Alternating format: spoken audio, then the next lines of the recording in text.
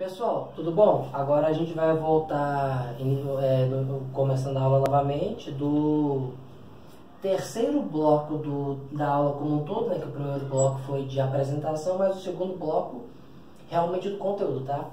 Nós vamos falar agora a respeito da diferença entre o princípio da intervenção mínima, também chamado de princípio da necessidade ou última ratio, que seria a última opção, o último recurso, e o princípio da fragmentariedade.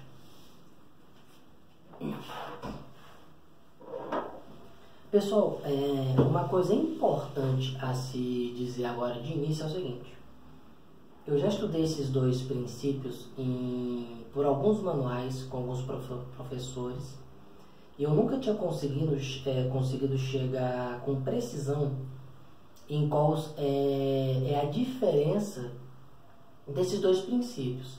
Depois de muito estudo, muito esforço, eu consegui captar com bastante precisão a diferença dos dois.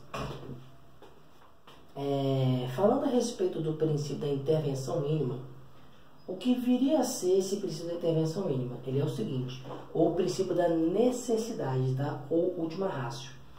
Ele sustenta o seguinte, que o direito penal, na verdade, falando de maneira melhor, quando uma determinada conduta ilícita ou determinado ilícito, ele é satisfatoriamente tutelado por um outro ramo do direito, não há que se falar na aplicação do direito penal. Então, novamente, vai ficar claro: quando uma determinada conduta ilícita, quando um determinado ilícito, ele é satisfatoriamente tutelado por um outro ramo do direito, não há que se falar na aplicação do direito penal. Então, pessoal, se uma determinada conduta ilícita ou ilícito, ele é satisfatoriamente tutelado pelo direito civil, ambiental, tributário, etc., não há que se falar na aplicação do direito penal, porque o direito penal, ele é a última ratio, ele é a última opção. Eu vou escrever aqui para vocês como é que se escreve última ratio, tudo bem? É assim, ó.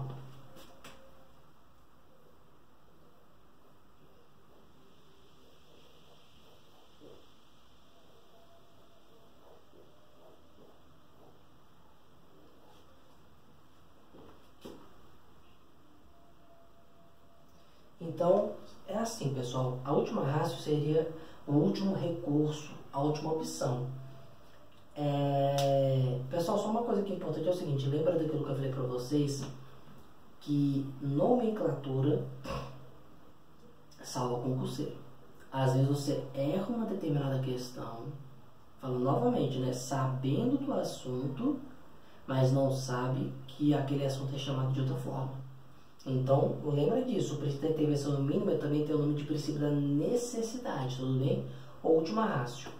Indo adiante, vamos falar agora a respeito do princípio da fragmentariedade.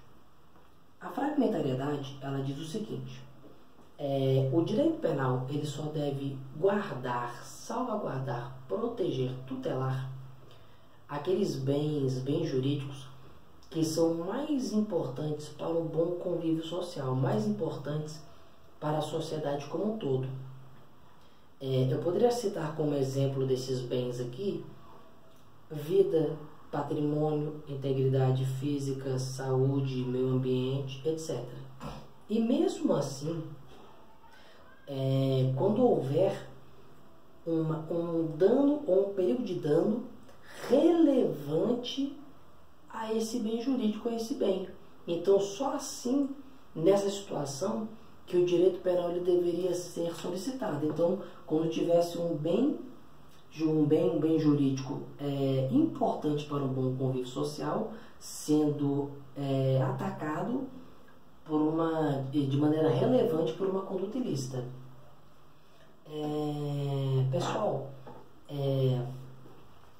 alguns doutrinadores, eles gostam de utilizar a seguinte expressão: o direito penal, ele deve continuar a ser um pequeno arquipélago de pequenas ilhas no mar, no oceano do penalmente irrelevante. Então, o direito penal, deve continuar a ser um pequeno arquipélago de pequenas ilhas no mar do penalmente irrelevante, ou seja, no oceano do penalmente irrelevante, apenas algumas condutas serão relevantes penais. Pessoal, uma coisa importante também é dizer o seguinte, uma observação bem interessante. Todo ilícito penal também é um ilícito para os demais ramos do direito. Mas o contrário não é verdadeiro. Nem todo ilícito em outros ramos do direito é um ilícito penal. Indo adiante, por que então que o direito penal é chamado de esse princípio da fragmentariedade, ou se dizer que o direito penal ele é fragmentado? É porque é o seguinte, no oceano de ilicitudes ou em um oceano de ilicitudes, apenas algumas dessas ilicitudes serão ilícitos penais. Então observem comigo. Vou até fazer um desenho aqui para ficar mais claro.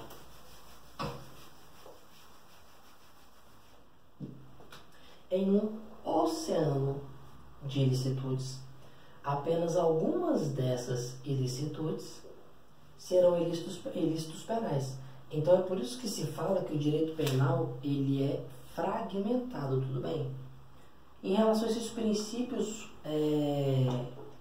acredito sim que essas informações já são suficientes para vocês enfrentarem a prova do OAB, tudo bem? Vem comigo aqui no material. Diferença entre o princípio da intervenção mínima ou necessidade e o princípio da fragmentariedade. Pessoal, só uma coisa importante aqui que eu esqueci de citar. O princípio da fragmentariedade, ele tem sua origem no princípio da necessidade, tá? Então, tá aqui o princípio da necessidade e o princípio da fragmentariedade, ele tem sua origem no princípio da necessidade da intervenção mínima, tudo bem? Voltando aqui no material, diferença entre princípio da intervenção mínima ou necessidade e princípio da fragmentariedade. Inicialmente devemos atentar que o princípio da fragmentariedade decorre em sua gênese e origem no princípio da intervenção mínima, última ratio. O princípio da intervenção mínima sustenta que quando um determinado ilícito, conduta ilícita, for satisfatoriamente tutelada por outros ramos do direito, o direito penal não deve ser solicitado. O direito penal não deve ser utilizado nestas situações. Se um ilícito for satisfatoriamente tutelado, por exemplo, o direito civil, administrativo, tributário, etc., o direito penal não deve ser utilizado. A lei penal é a última ratio, o último recurso. No outro giro, o princípio da fragmentariedade dispõe que o direito penal só deve tutelar, proteger, salvaguardar os bens jurídicos mais importantes para a sociedade, para um bom convívio social. Poderemos citar como exemplo destes bens a vida, patrimônio, integridade, meio ambiente, saúde pública, etc. E mesmo assim, o direito penal só deve ser aplicado às condutas ilícitas que causem um dano considerável e importante nestes bens jurídicos. Alguns doutrinadores gostam de trazer a ideia de que o direito penal deve continuar a ser um pequeno arquipélago de pequenas ilhas no grande oceano do penalmente irrelevante. Observação. Atente ao fato de que todo ilícito penal, isso aqui é aquela observação, tá pessoal? Observação importante, atente ao fato de que todo ilícito penal será ilícito também para os demais ramos do direito. Entretanto, nem todo ilícito, assim considerado por outros ramos do direito, será um ilícito penal. Finalizando em virtude do exposto, é por isso que o direito penal tem um caráter fragmentário, fracionado, pois só se aplica a algumas condutas ilícitas dentro de um oceano de ilicitudes. Então, pessoal, foi exatamente o que eu passei para vocês. Vamos falar agora a respeito de um outro princípio, que é o princípio da ofensividade ou da lesividade, tudo bem?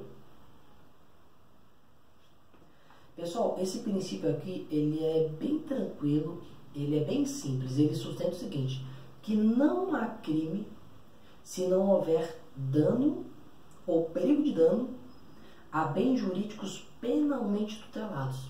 Bem tranquilo, né? Então, novamente, não há crime se não houver dano ou perigo de dano a bens jurídicos penalmente tutelados. Então, pessoal, é por isso que aquelas atitudes meramente internas, aquelas questões meramente internas, como ideias, aspirações, vontades, elas não são criminalizadas, não são tuteladas pelo direito penal. Em relação a esse princípio é só isso, tá? Já é o suficiente. Princípio da ofensividade e da lesividade. Não há crime se não houver dano ou perigo de dano a bens jurídicos penalmente tutelados.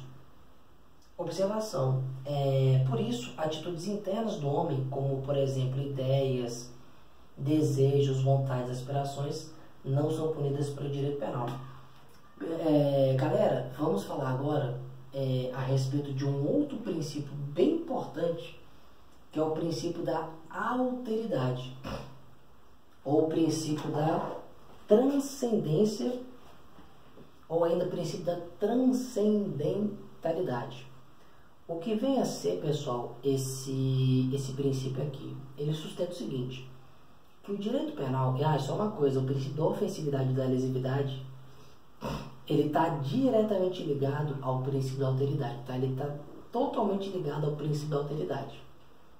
Voltando aqui, a alteridade ela sustenta o seguinte, que o direito penal ele não deve tutelar, criminalizar aquelas condutas meramente internas do indivíduo. Então, novamente, o direito penal ele não deve criminalizar, tutelar atitudes meramente internas, como ideias, vontades, aspirações. O direito penal não deve se preocupar com esse tipo de questão aqui. Então, pessoal, é o seguinte, se uma questão meramente interna, como uma ideia, uma vontade, uma aspiração, ela não chega a atingir direito de terceiro, não há que se falar em aplicação do direito penal. Então, novamente, se uma ideia, uma vontade, uma aspiração não chega a atingir direito de terceiro, não há que se falar em aplicação do direito penal. É por isso que no Brasil não se pune a autolesão ou o suicídio, por exemplo. A pessoa que vem, infelizmente, a se suicidar. E, na verdade, seria um absurdo você querer punir alguém que se matou.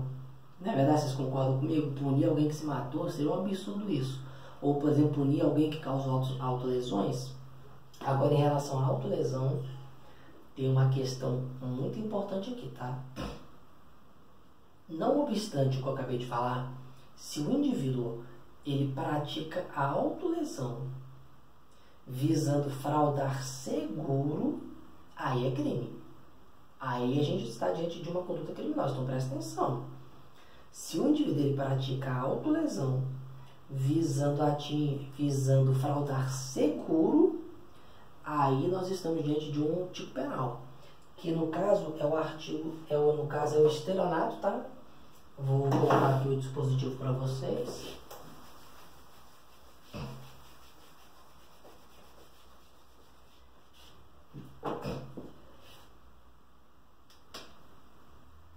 É o artigo 171,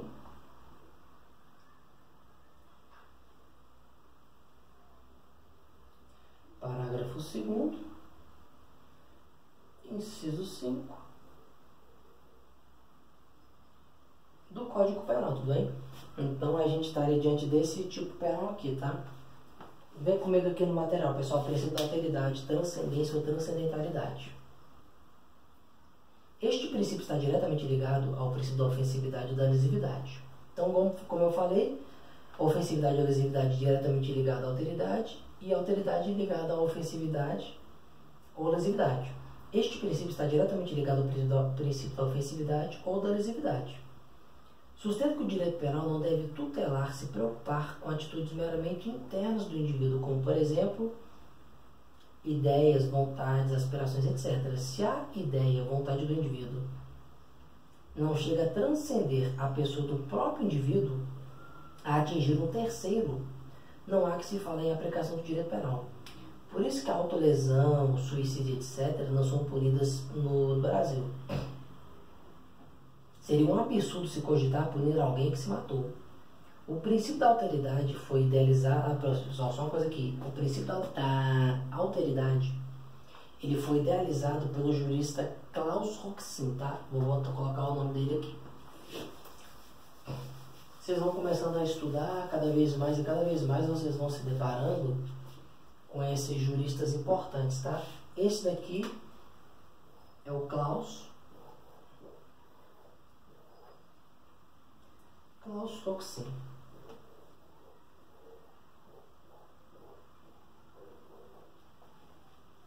Falei o nome dele para vocês verem, tudo bem? Então, o princípio da então, por isso que a autolesão, suicídio, etc. não são punidas no Brasil. Seria um absurdo se cogitar punir alguém que se matou. O princípio da alteridade foi idealizado pelo jurista Klaus Roxin. Que é uma observação muito importante, tá? Contudo, devemos observar o seguinte: se a autolesão for praticada visando fraudar seguro, aí estamos diante do crime de estelionato, artigo 171, parágrafo 2º, inciso 5 do Código Penal.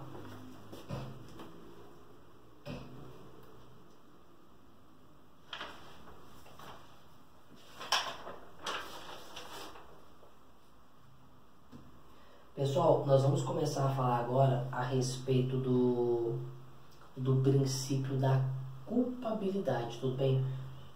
Galera, presta atenção nisso aqui. Esse princípio aqui ele é extraordinariamente importante. É muito importante esse princípio aqui para a vida de vocês, de concurseiro, de OAB, tá? Ele é muito importante, ele é bem explorado, tá? Primeira coisa que eu tenho que falar com vocês aqui é o seguinte. Seria o conceito de princípio da culpabilidade. O que vem a ser o princípio da culpabilidade? Eu poderia dizer para vocês o conceito seguinte, anota aí. Na verdade, vocês têm o material, né? Mas quem às vezes não tiver, anota aí. O indivíduo, ele só viria a responder por um crime ou por uma contravenção penal se ao menos praticou essa conduta com dolo ou culpa. Então, um indivíduo apenas responderia ou responderá por um crime ou por uma contravenção penal se ao menos praticou a conduta com dolo ou culpa. Pessoal, quando a gente fala de culpabilidade, eu não estou falando agora de princípio da culpabilidade. Eu estou falando de culpabilidade. Quando a gente fala de culpabilidade, a gente pode estar falando dela sob 3 aspectos. Culpabilidade como princípio, culpabilidade como limitador de aplicação da pena e culpabilidade como terceiro elemento do crime, tá? Então a gente pode tratar de culpabilidade sobre esses 3 aspectos. A gente está tratando agora a respeito do princípio da culpabilidade, tá? Galera, é o seguinte, o princípio da culpabilidade, ele é previsto expressamente na Constituição Federal, nesse dispositivo que eu vou escrever para vocês agora.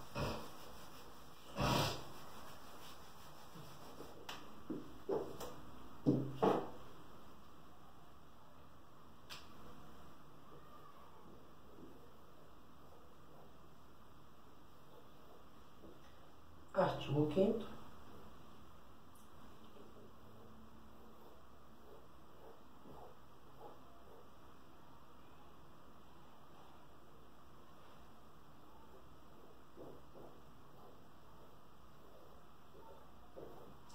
Então, pessoal, o princípio da culpabilidade ele é previsto nesse dispositivo aqui, tudo bem?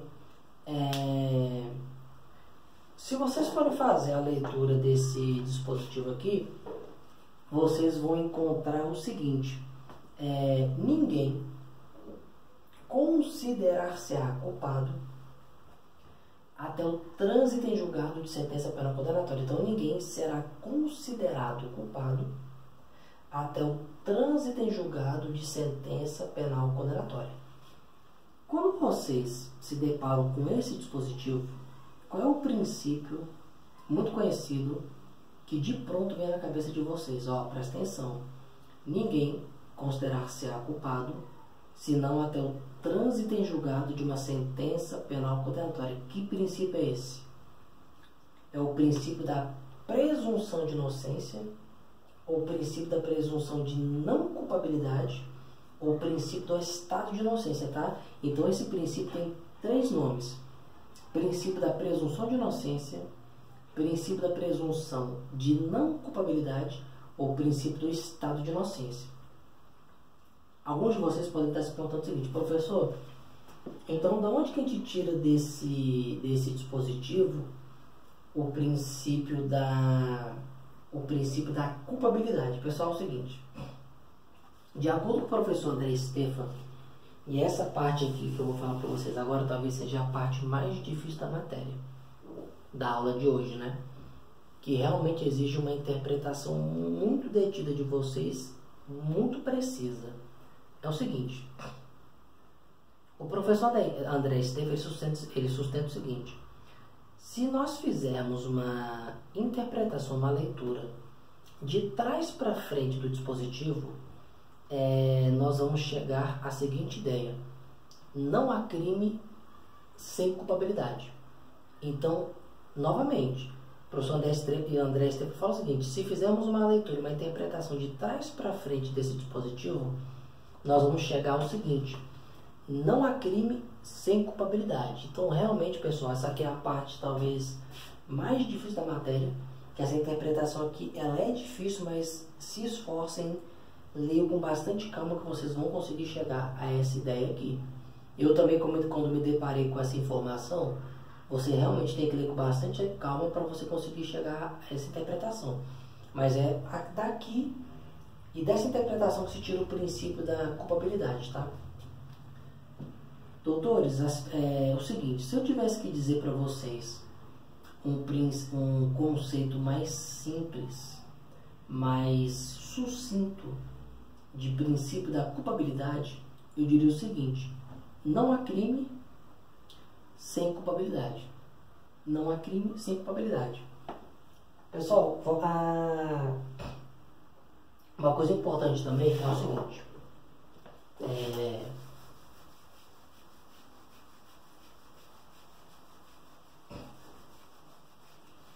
a expressão que representa o princípio da culpabilidade é a seguinte: nulla pena sine culpa. Então você viu essa expressão, nulla pena sine culpa, é o princípio da culpabilidade, tá? Ela representa o princípio da culpabilidade. Eu vou escrever aqui para vocês a expressão, tudo bem, pessoal?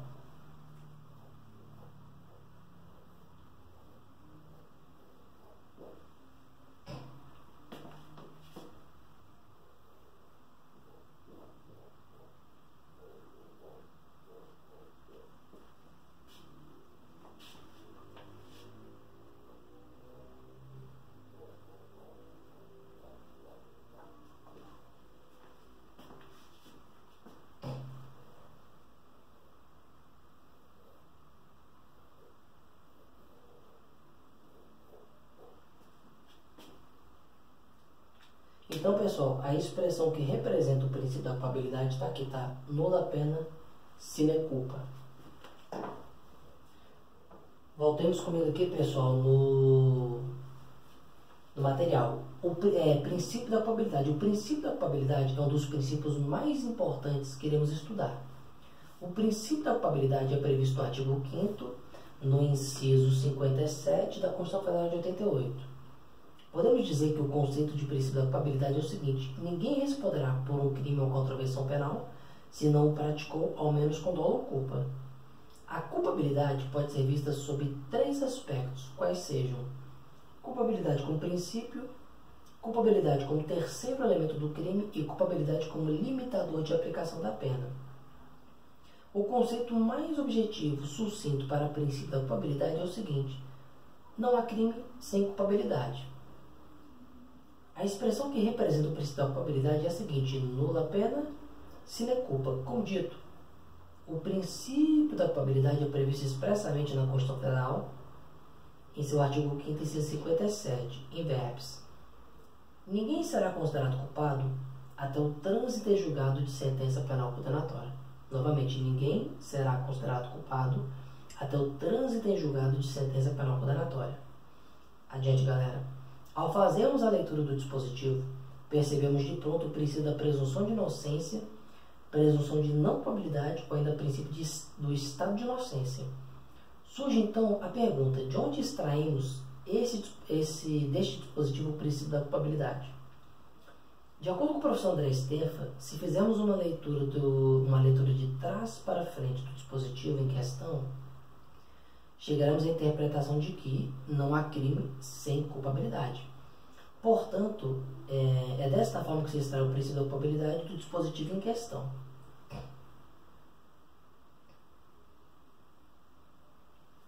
Pessoal, uma observação também importante agora é a seguinte: a Constituição Federal, ela não declara a presunção de inocência. Ela declara o estado de inocência do indivíduo até uma sentença penal condenatória transitada em julgado.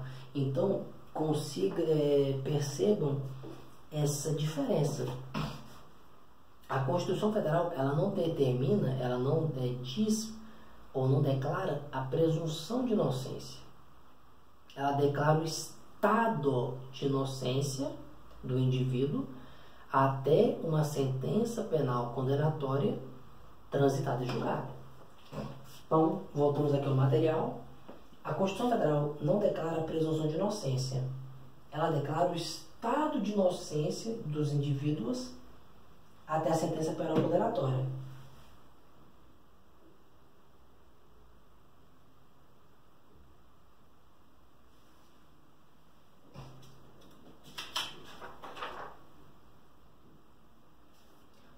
Pessoal, eu vou falar para vocês agora sobre um assunto que vem sido debatido muito nos últimos tempos, que foi uma decisão assim extraordinariamente importante do Supremo Tribunal Federal, que se refere à execução provisória de um acórdão penal condenatório, tá? Pessoal, qual é a ideia aqui? Qual é a decisão do Supremo? A execução provisória